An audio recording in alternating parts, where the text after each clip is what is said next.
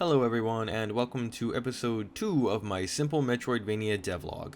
I don't believe I showed this off last time, but I did add shooting, and I mean it works. I ended up adding a little trigger timer, so you can't fire as fast as you can hit the button, which I honestly didn't mind it at first, but then I realized that, if you have like a turbo controller or something, you could just obliterate any enemies in, a fraction of a second, so I went ahead and implemented that. There is still an issue where if you're too close to a wall, the bullet will, go through the wall, and that's probably not terribly hard to fix. Maybe I can just move the position of where the bullet spawns a little bit closer to me. I don't know. I'll figure that out later. But today, my main goal was to add a dash mechanic. So the idea was pretty simple. You'd hit a button, and you would move forward X amount of units. If you hit a wall or some other kind of physical object, you would stop, but you would also be able to dash through enemies. So I guess in the long run, the end goal would be able to make it to where you dodge, through enemies if they're small enough, or dodge through their projectiles, that sort of things. It's a dodge.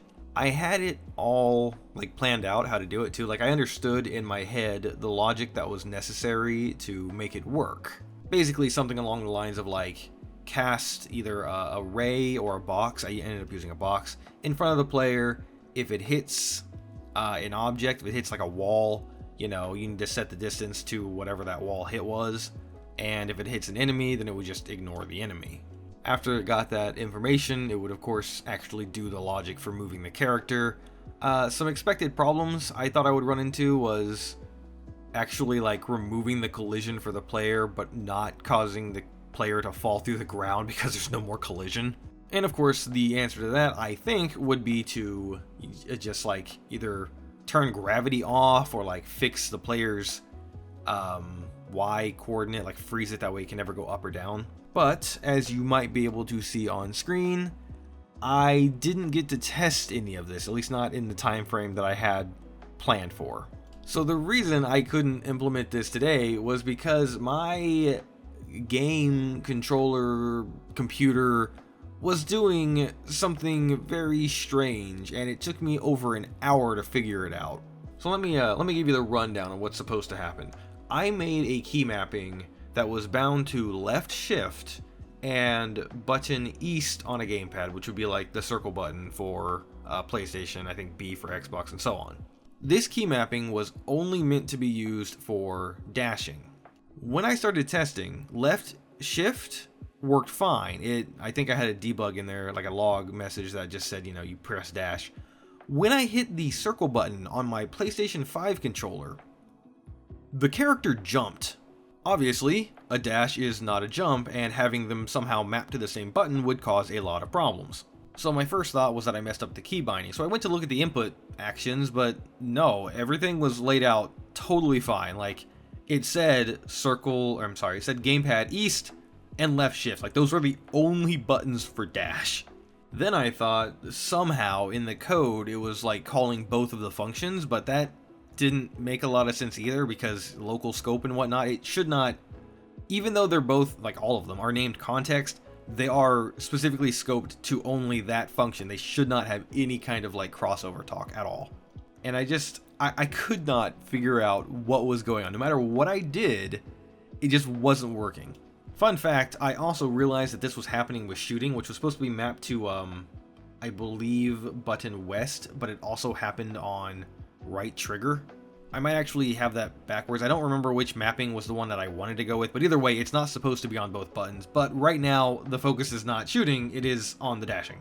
So anyway, I ended up, I was searching through Google, and I didn't find anything helpful. I didn't find anybody that had a similar issue. I found absolutely nothing. But the troubleshooting tools obviously told me to check the code and the input maps. But other than that, it was hey, maybe you're using the old input system and Unity's having issues trying to figure out which one you mean, and there's just basically some weird crosstalk on the back end.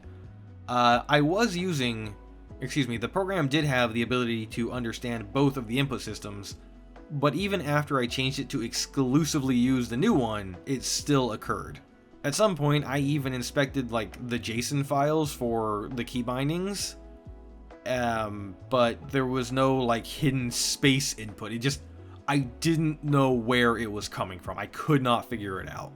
Eventually, though, I was what if the issue is just the controller, because I have had like stick drift issues with this controller. I mean, that shouldn't be related to pressing a button, because the stick and the button are not the same thing. But I was like, I don't know, maybe the controller, maybe I fought one too many bosses too hard in Dark Souls and this controller is just done. I don't know. So I dug around and I found 2 Switch Pro controllers that I have. Neither one of them wanted to charge, because of course they didn't. And then I found the old PlayStation 4 controller that I've had, God, forever. And a micro USB cord that would go with it.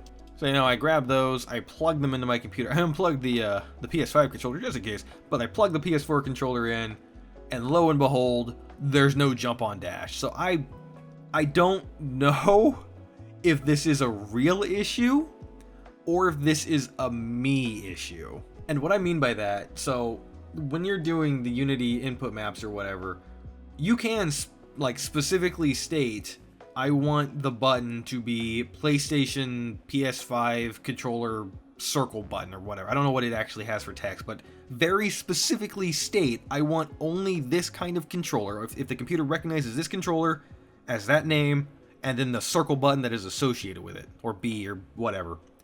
Or you can map it to a generic thing like I did, which is just gamepad east, north, south, west, or whatever. So my concern now is that using something like gamepad east affects all PS5 controllers, in the sense that it has this issue, right? Like every single PlayStation 5 controller that I would plug into this thing, if I hit circle on it, would also cause me to jump. I don't think that's what's going to happen, because that would be a pretty big, like, bug. That would almost have to be an issue with Unity itself, like misreading this input. And since I couldn't find anybody else that had this issue, I think it's just a my controller thing. So obviously the next step is to just buy a new PlayStation 5 controller, which I kind of need to do anyway. Like I just said, I've got some weird stick drift issues going on.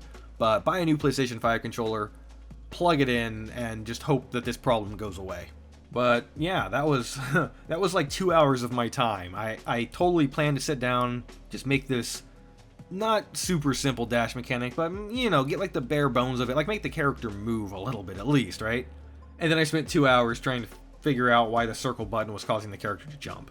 It kind of slightly killed my motivation for the day. I did still at least somewhat program the dash. Now that I'm thinking about it, I kind of didn't. All I really did was make the character blink left or right, which is kind of fine. I don't really mind so much that it looks like a blink. The thing that I'm thinking right now is, and I should be able to be showing this on screen, is that I tried to write the physics to handle like colliding with things, but it doesn't work. So I actually did less work today than I thought I did, which is fantastic. It's the process, I guess. But yeah, that was how I spent a lot of my time today working on this game, was just debugging something that could have been solved had I unplugged and plugged in a different controller. So I guess the plan for next time is either to have this dash thing finished before the next video and then show it off, or just work on it for the next video. I don't know. What I wanted to do in the next one was to make some art, right? Like make the actual power up for getting the dash, but maybe if the dash thing ends up being not a huge issue, I can do that too. I don't know. But thank you everybody for listening, and I'll see you next time.